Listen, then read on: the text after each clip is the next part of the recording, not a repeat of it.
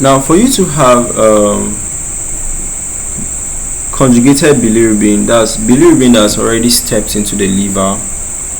So it stepped into the liver has already combined it with what? Glucuronic acid. So for you to have it, the levels rising up, and here we're actually talking about rising up as related to babies.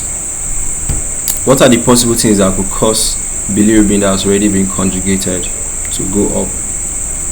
So for what we have, it's typically caused, okay, now possible causes of this, it could be biliary atresia.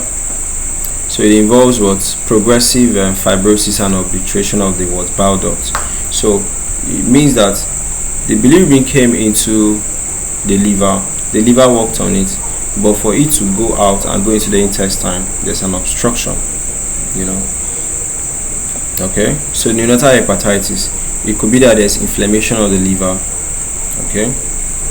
Then genetic and metabolic disorders like Alagille syndrome, alpha-1 antitrypsin deficiencies, progressive familial intrahepatic cholestasis, cystic fibrosis, and sometimes it's due to infections that moved from the mother to the baby, like infections like what? The Toxoplasmosis syndrome, right? Toxoplasmosis, Cytomegalovirus, Herpes, Syphilis, or HIV infections.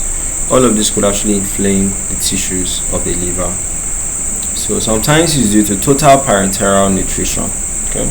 So if the baby is being fed through the veins, okay, you have these issues coming up. Sometimes it's structural abnormalities, like you have cyst in the liver, you have blockage in the bile duct, and sometimes it's due to the drugs that the baby is taking, or the baby has been exposed to some toxins. Probably the baby is not taking them directly, but they actually move from the mother to the baby's side.